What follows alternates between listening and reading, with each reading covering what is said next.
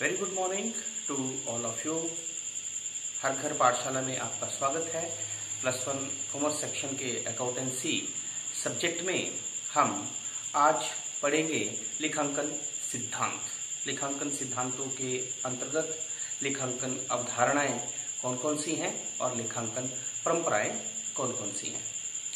लेखांकन में हमने पढ़ा कि लेखांकन एक ऐसी प्रक्रिया है जिसमें मौद्रिक लेन देनों को प्रारंभिक लेखे की पुस्तक, जिसे हम रोजनामचा कहते हैं, उसमें लिखते हैं।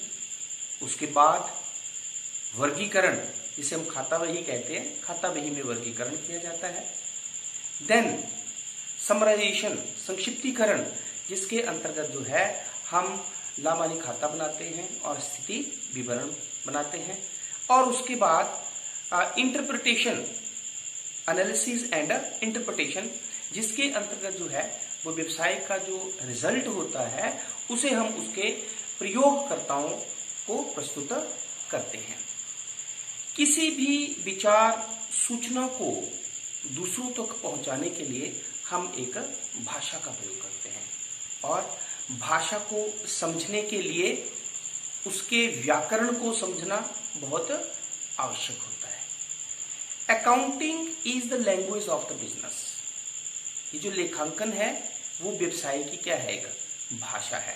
और इसे समझने के लिए इसके व्याकरण, और इसका व्याकरण कौन है, इसके सिद्धांत, लेखांकन के सिद्धांत, उसकी अवधारणाएं, उसके जो कंसेप्ट हैं, ये जो है वो उसके व्याकरण है उसका।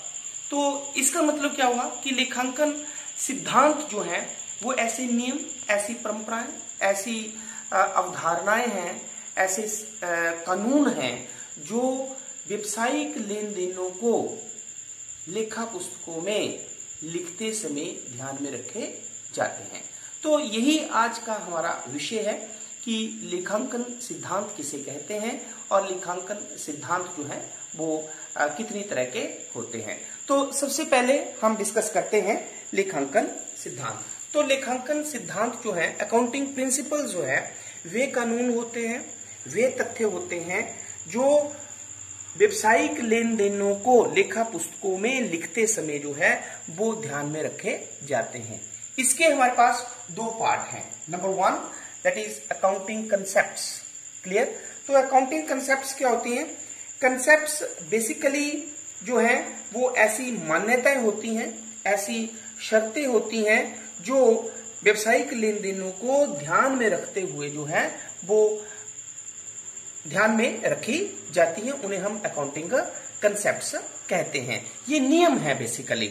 जैसे हमारे पास एक नियम होता है कि हमेशा हमें बाईं तरफ चलना है, तो बाईं तरफ चलना, keep to the left, drive हमें लेफ्ट साइड को करना है, चलना हमें लेफ्ट साइड को है। तो इसका मतलब ये एक नियम है। उसी तरह जो है वो अकाउंटिंग कंसेप्ट्स भी क्या है, एक नियम जो है, ये वो नियम है जो कि हम लेन देनों को, व्यवसायिक लेन देनों को लेखा पुस्तकों में लिखते समय जो है वो ध्यान में रखते हैं। तो उन्हें हम अकाउंटिंग कंसेप्ट्स कहते हैं।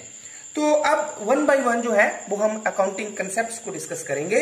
जैसे हमारे पास सबसे पहले है बिजनेस एंटिटी कंसेप्ट। कौन सी कंसेप्ट है हमारे पास? सबसे पहले है व्यवसायिक अस्तित्व की मान्यता, भी इसे बोलते हैं हम, बिजनेस एंटिटी कंसेप्ट्स भी कहते हैं इसे।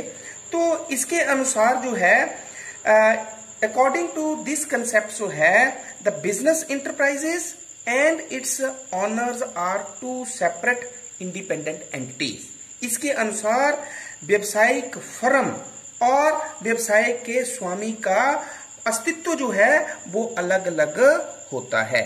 इसलिए जो है वो व्यवसाय का जब हम स्थिति विवरण बनाते हैं तो वो व्यवसाय की वित्तीय स्थिति को दर्शाते हैं, ना कि व्यवसाय के स्वामी की वित्तीय स्थिति को।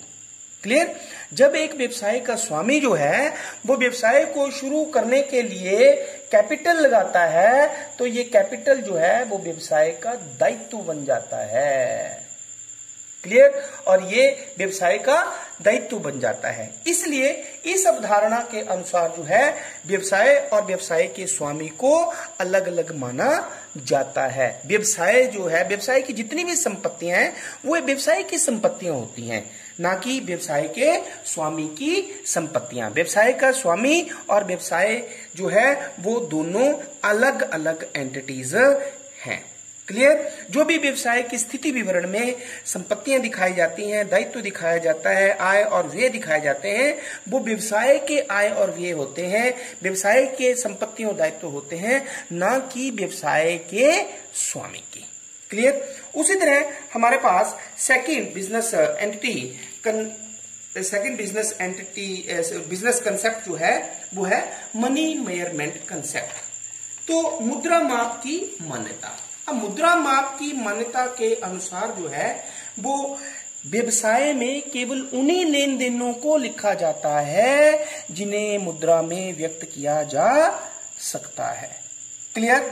जैसे हम एक छोटे से एग्जांपल लेते हैं कि किसी भी आप जो है वो एक इलेक्ट्रॉनिक्स की शॉप ओपन करते हैं, जिसमें मान लो आपने 25 रेफ्रिजरेटर, क्लियर, 10 आपने जो है वो टेलीविजन, क्लियर, उसी तरह 10 वॉशिंग मशीन्स आपने जो है वो रखी हुई हैं, ठीक है, 20 ट्रांजिस्टर रखे हुए हैं, वैक्यूम क्लीनर रखे हुए हैं। ये सारी जो है आप जो है वो एक व्यवसाय कर रहे हैं इलेक्ट्रॉनिक्स में।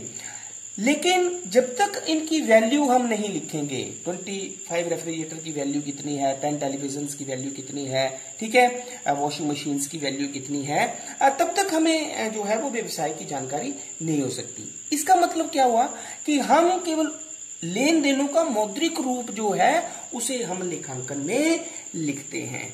अब एक व्यवसाय में जो है मुद्रा के अलावा बहुत से ऐसे फैक्टर्स होते हैं जो व्यवसाय को चलाने में सहायक होते हैं या व्यवसाय के लाभों को वो प्रभावित करते हैं।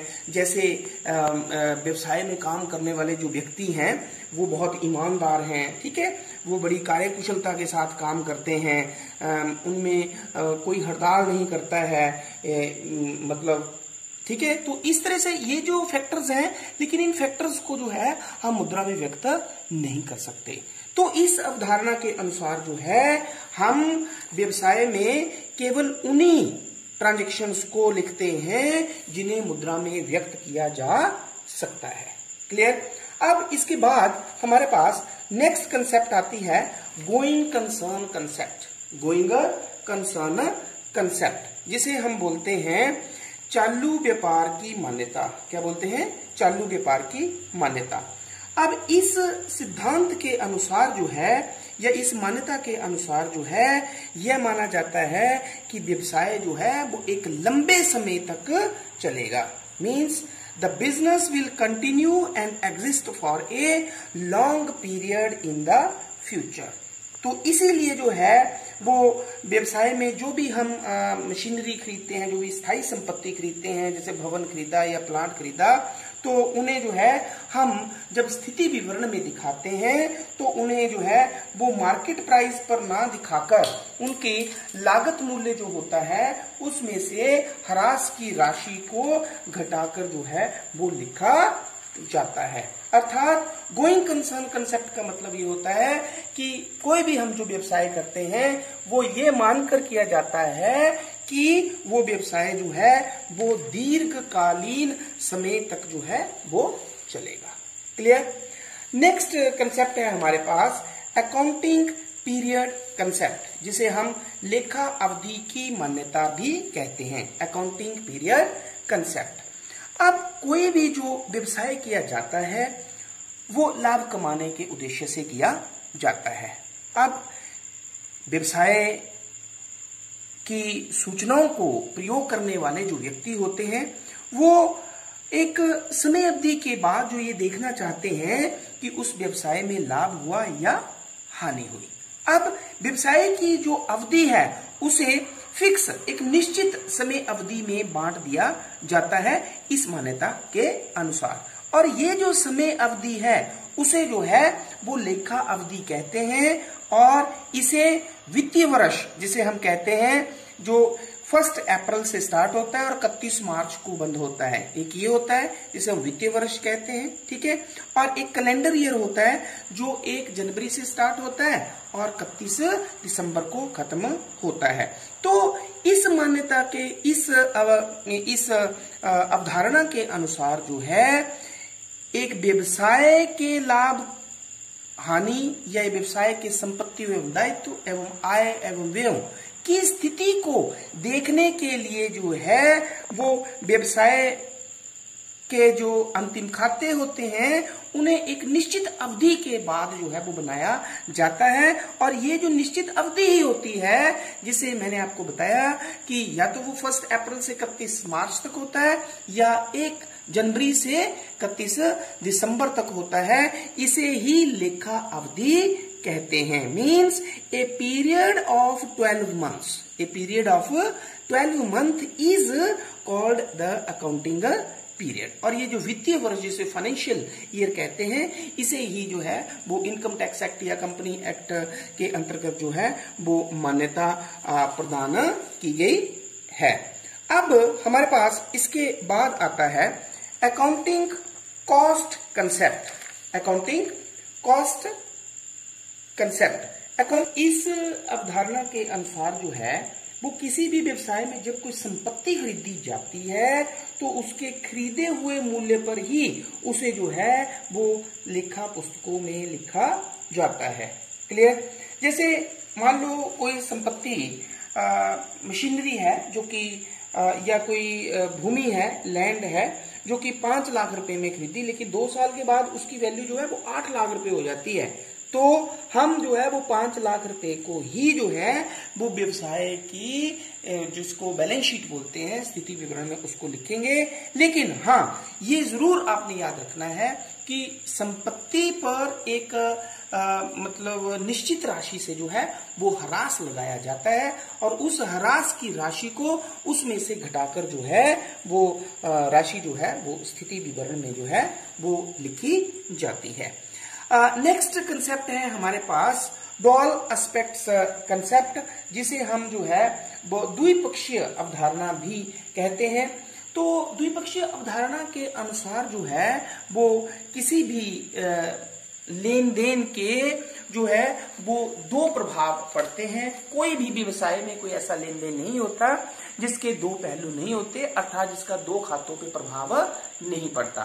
तो इस सिद्धांत के अनुसार जो है वो प्रत्येक लेन देन के दोनों पहलुओं को डेबिट और क्रेडिट के रूप में लेखा पुस्तकों में लिखा जाता है। अब 2 पहलुओं का मतलब क्या हुआ कि मान लो हम मशीनरी खरीदते हैं, ठीक है, तो जब हम मशीनरी खरीदेंगे, मान लो हमारे पास है मशीनरी परचेज्ड, जब हम मशीनरी खरीदेंगे मान लो 20,000 रुपए की, तो इसके 2 पहलू क्या हुए कि एक तो मशीनरी हमारे व्यवसाय में आई लेकिन कैश जो है वो व्यवसाय से बाहर गया, और इसका 2 अकाउंट, एक मशीनरी अकाउंट और एक कैश अकाउंट जो है, इन दोनों को जो है हम जो है वो लेखा पुस्तकों में डेबिट और क्रेडिट के रूप में लिखेंगे। दोनों पहलू, what is coming, what is going, अगर एक रिसीवर है तो दूसरा जो है वो गिवर होगा। क्लियर?